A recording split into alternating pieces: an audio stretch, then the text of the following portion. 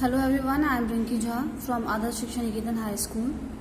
आज हम class 7th में एन एलियन हैंड का चैप्टर 7 करेंगे, जिसका नाम है चांदनी। इस चैप्टर में क्या होता है, एक बूढ़ा आदमी होता है जो कि अल्मोड़ा में रहता है। उसका नाम होता है अब्बू खान। वो हमेशा गोट्स के साथ रहता है, ठीक है, जो मतलब उनको पालता है। वो काफ़ी सारे गोट्स होते हैं उसके पास, जैसे कलवा, मुंगिया, गुजरी, और इन सबको चराने के लिए लेके जाया करता था और उनको अपने बच्चों की तरह मानता था। पर ऐसा होता था कि कुछ जितनी भी बकरियां लेके आता था वो हमेशा गायब हो जाती थी, क्योंकि उनको अच्छा नहीं लगता था क्या दो के रहना। तो उन्हें फ्रीडम के चक्कर में क्या होता था, वो बाहर चले जाते थे और फिर आगे जो वहाँ वोल्फ वगैरह जो थे उन्हें खा जाते थे। पर ऐसे करके जो सारे बकरियों ने छोड़ दिया, तो डिसाइड किया अब्बू खान ने कि अब मेरे घर में कोई भी, मैं किसी बकरी को नहीं लाऊंगा, चाहे मैं अकेली रहूं। बट ऐसा था कि वो बिना पेट्स के रह नहीं सकता था, तो जल्दी ही उसने फिर से एक यंग गोट खरीद ली। उसका नाम चांदनी रखा और उसने सोचा कि ये अब मुझे जल्दी मतलब प्यार करने लगेगी और मेरी बात मानने लगेगी।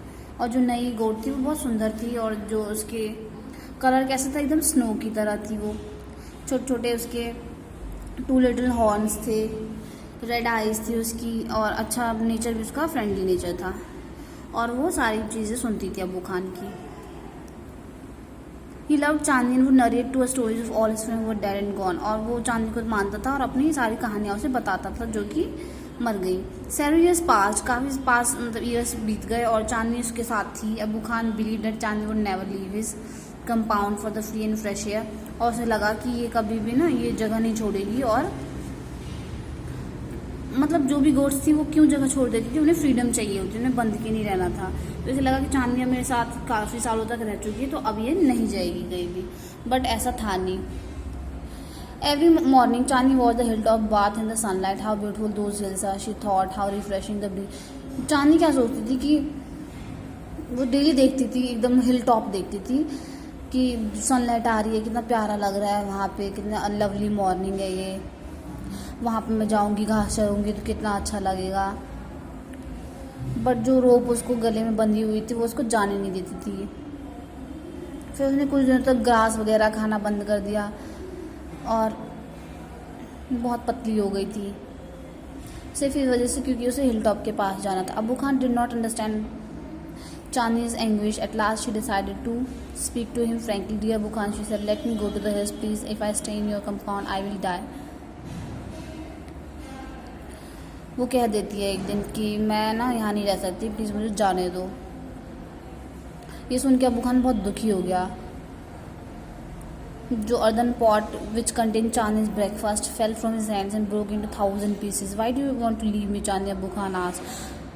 अबू खान पूछे तो मुझे क्यों छोड़ना चाहती हो। उसने कहा कि मुझे हिल्स पे जाना है।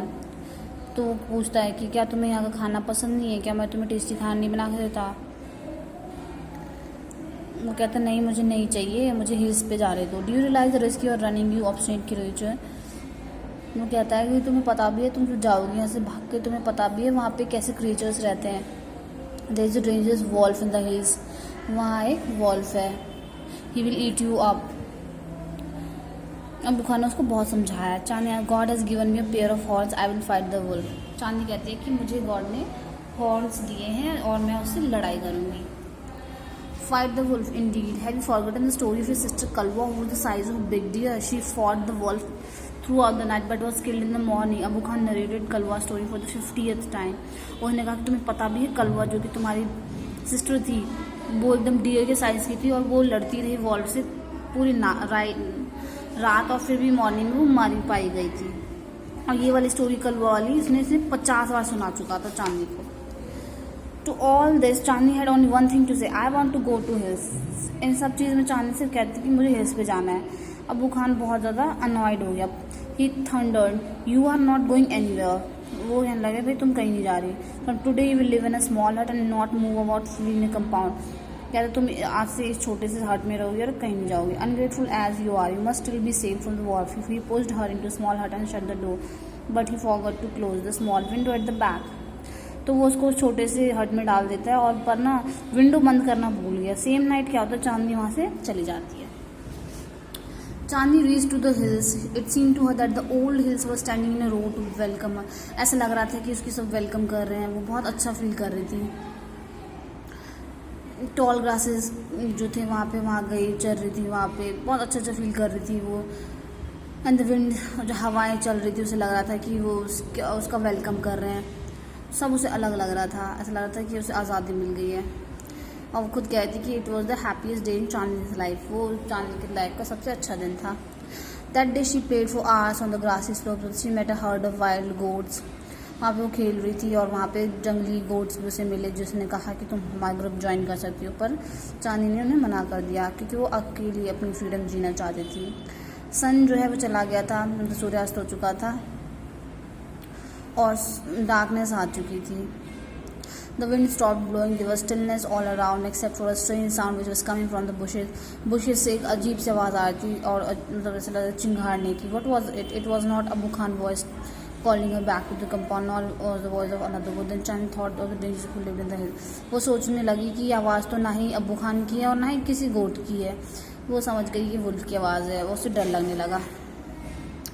वो सोच रही थी कि क्या उसे अबू खान के हट में जाना चाहिए, नहीं। वो सोचती है कि मरना इस ओपन फील्ड में ज़्यादा बेटर है कि अपनी लाइफ को स्मॉल हट में बिताना। The wolf had come out of the, wolf निकल के आता है और चांदनी की तरफ देखने लगता है। His eyes was shining like burning coals, उसकी आइज बहुत चमक रही थी। ही सीम्ड इन नो हरी, उसे कोई जल्दबाजी नहीं थी। He knew the new goat was his, उसे पता था कि गोट मेरा ही है, मैं इसे खा जाऊँगा।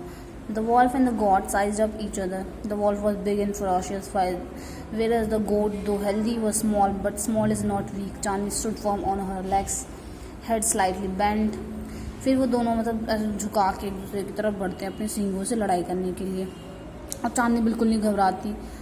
I must put up a good fight, Chandni thought. Success or failure is a matter of luck और chance. कहते हैं कि कुछ भी हो, मुझे अपना अच्छा करना है, सक्सेस और फेलियर देखा जाएगा। Fight began. It went on through the night. The moon, which had been watching the fight, began to grow pale. पूरी रात लड़ाई चलती रही और सब देख रहे थे। The stars also began to disappear one by one. A faint light appeared in the east, and the morning call prayer came from distant mosque. और फिर सुबह हो गई थी धीरे धीरे और आवाज़ आ रही थी प्रेयर की, जो नमाज पढ़ते हैं ना मुस्लिम वगैरह। The first ray of the sun saw Chandni lying on the ground. चांदनी जो है वो पड़ी हुई थी ज़मीन पे। She was completely soaked in blood, वो एकदम खून में लथपथ थी। The wolf tired and sleeper, जो वॉल्फ था एकदम टायर्ड और स्लीपी थी। Was getting ready to devour her, और अपने आप तैयार कर रहा था उसको खाने के लिए। An assembly of birds perched on the top of tree nearby was debating the result of fight. और कुछ बर्ड्स जो थे वो बातें कर रहे थे, डिबेट कर रहे थे लड़ाई के ऊपर। हु इज़ द विनर, कहता है कि कौन है विनर। एक कहते हैं one of them the wolf of course, एक कहते हैं कि वॉल्फ ही है of course, most of them said. But एक वाइज ओल्ड वर्ड कहता है with confidence Chandni is the winner. पर वो जो बूढ़ा वर्ड होता है वो कहता है चांदनी है, वो है विनर। वो इसलिए विनर कहता है क्योंकि उसने बहुत सहजता से उससे लड़ाई की, बिल्कुल हिम्मत नहीं हारी।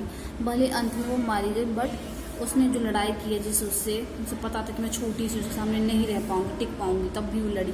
तो इस वजह से वो बूढ़ा जो बर्ड है क्या कहता है, चांदनी इज़ द विनर। यहाँ पे हमारे चैप्टर फिनिश होता है। Till then keep rising class.